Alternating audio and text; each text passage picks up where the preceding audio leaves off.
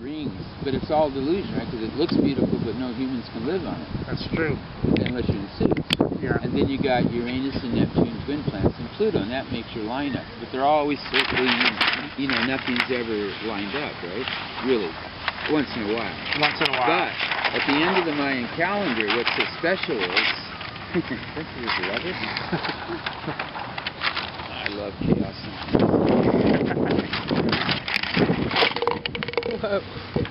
Okay, so what's going to happen exactly? It's actually December 23rd, 2012 at, well, it's got to be December 22nd, 2012 at midnight becomes December 23rd, and that is the end of the biggest calendar they have. Okay, I see. Okay, and what's going to happen is here's Andromeda. I always, you know, it's like rays of true shoot. You'll have Pluto, Uranus, Neptune, Saturn, Jupiter, Mars, Earth, Mercury and Venus and the Sun will all exactly line up.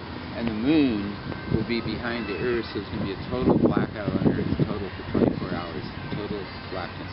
Plus, you can imagine with that much energy lining up to the exact same, all the machines are going to break down, all the guns aren't going to work. Nothing's going to work for humans that they've made. Like rely on the cameras and all that shit. And how long that's going to hold that position, it should be pretty long. I mean, at least days or weeks. It's not that they're going to, you know. But because that ends it all, then all these gods that live up there that we wonder about, well, they have to go all the way down to hell and work their way back up to where we are. And and then that gets into the next part where the Buddha taught. There's 3 worlds. Okay? And the 3 worlds are that you would call them the upper levels, which humans call heavens. There's levels. Yeah. The biggest. Are these like dimensions? Well, let's say there is a heaven. You know, obviously up there that the Christians and the Jews talk about, where you still sort of have a human form, and but it's all, forever you're, the whole Bible story. That's just one heaven.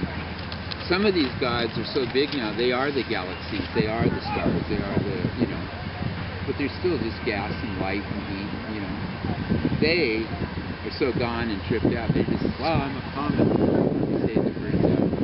So Buddha said there was 3 realms, heaven, the middle realm, which we call earth, and in the lower realms are hell. Well, hell is in the center of the earth, Hades, So what do you got Hold on one sec. I'm going to just set this up. I'm going to record some of this. Oh, okay. Yeah, you don't smoke, do you? I do not. I quit. But I'm just asking because I'm going to smoke. I do not mind at all. RT. So I'm trying to get people to at least have bodhicitta, which means, maybe I could be nicer or more enlightened or happier. So the Dalai Lama now goes around the world and he can talk to all these millions of people who aren't Buddhist or Jewish, whatever they are, still get the message across. And he starts off like this. He goes, we are all the same, family, sentient family of human beings, right? Yes. Okay. Now he says we all want the same 2 things, even Hitler, even an ant, even a dog. We all want the same 2 things. We want to achieve happiness and avoid suffering.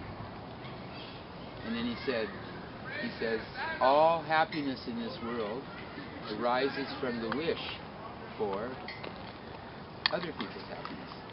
And all suffering in this world arises from the wish for your own happiness. And if you can grasp those 2 simple, subtle things, then you're on your way.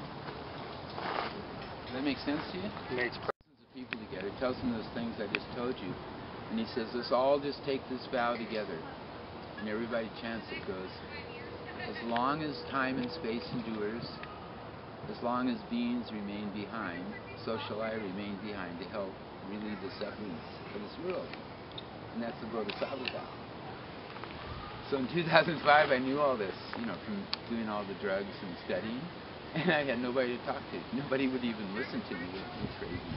So I offered all my friends to come to my place in Kitsilano and sit down with me and you know, do this cow chocolate, it's called. Nobody showed up, so I did it by myself, which means it was between me and the actual spirits, everything that wasn't there. And I made the promise, and now I have to live it. And if I break that vow, you would never know it, but I would know it. So I get all kinds of guidance now. If I fuck up, man, things happen, you know, and it keeps me on the road. Fantastic.